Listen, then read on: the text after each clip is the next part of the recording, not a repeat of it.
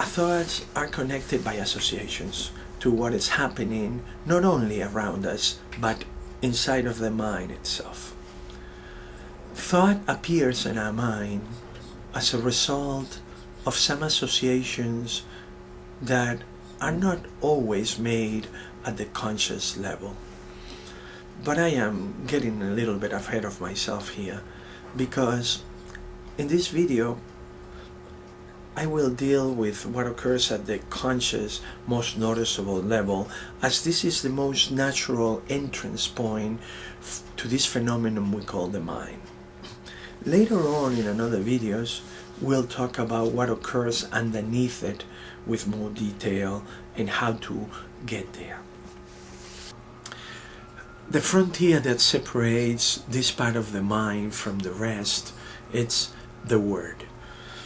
We could say that consciousness is the kingdom of the word.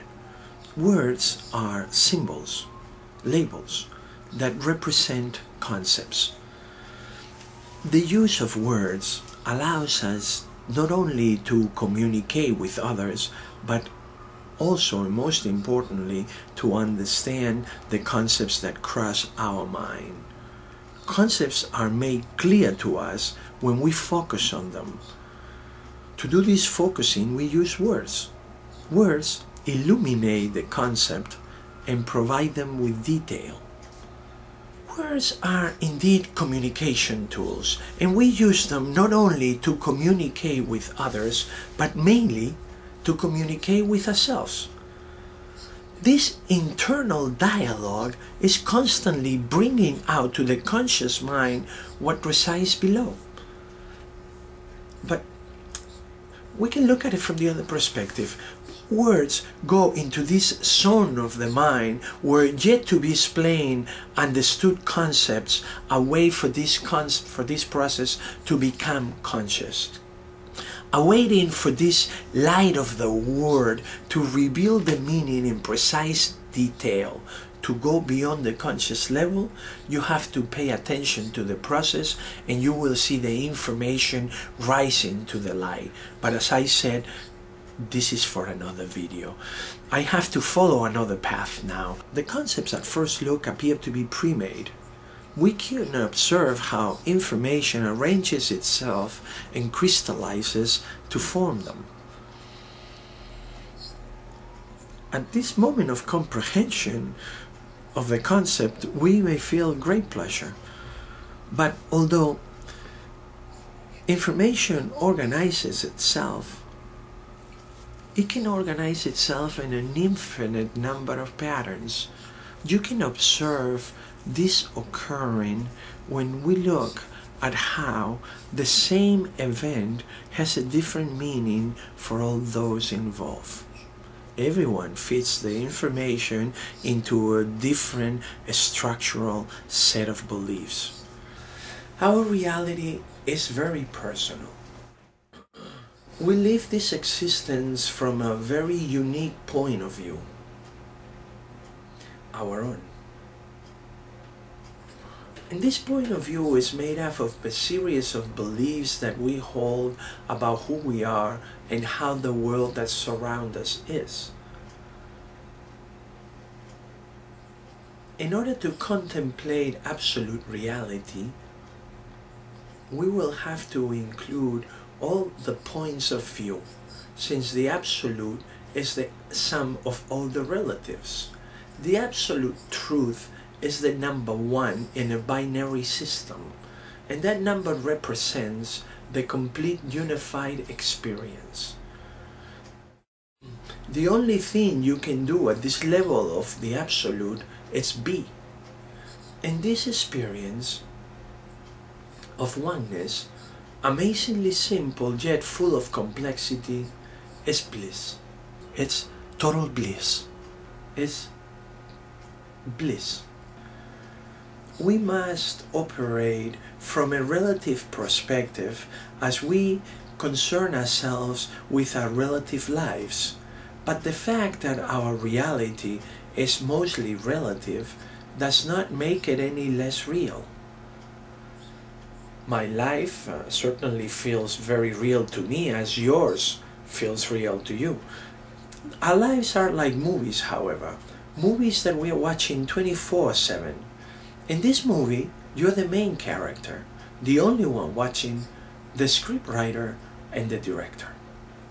Other people around you, no matter how close they are watching other movies with a different main character and a different theme where you are only doing a secondary part.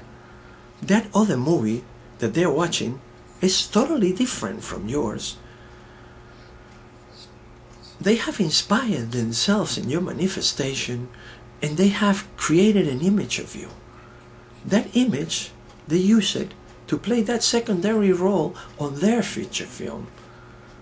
We're all doing that. We create images of other people on our minds and have conversations with them. Then we want that person in front of us to behave as we expect that image to behave. And we get disappointed when they are themselves, because that means that we have to modify the script. In writing the script of our movie, we also create an image of how we want to manifest ourselves, either in a conscious fashion or by default. And we try to project that image of how we feel we would like to be viewed to the world around us. We often get involved with trying to impose that image of ourselves into other people. We want them to think of us in a certain way, as if that image on someone else's mind belonged to us. But it doesn't. And they have the right to think what they want. They are going to anyways. So do yourself a favor and remember that, son. You can't please everyone. So try to please yourself. When you allow that wonderful person that you are to manifest itself free of all fear and guilt, the people that think like you will gravitate towards you, and your life will be full of great accepting friends. We identify with our belief system. By the word belief, I don't want you to understand religious beliefs. What I want to mean is a series of ideas to which you could say you subscribe, whether they happen at your conscious level or below it.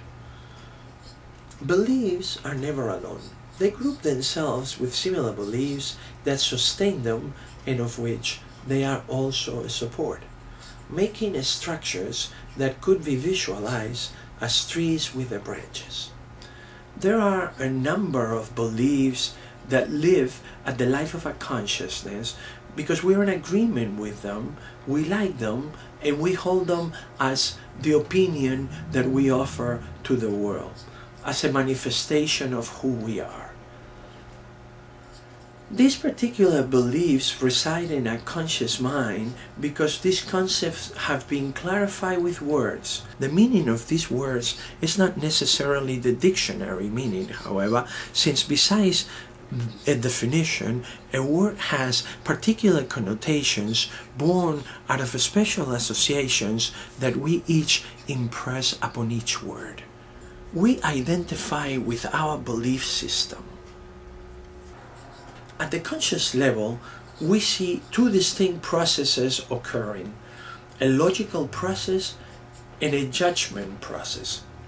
We like to think that the logical process is king in our conscious mind. But under scrutiny, we soon discover that it is not so. The process that is running most of our waking hours at the level of consciousness and at one step below it is the process of judgment. I will talk about judgment in the next video because it's very important and I have much to say about it. Be well, my friends. Hope that this information can be of use to someone.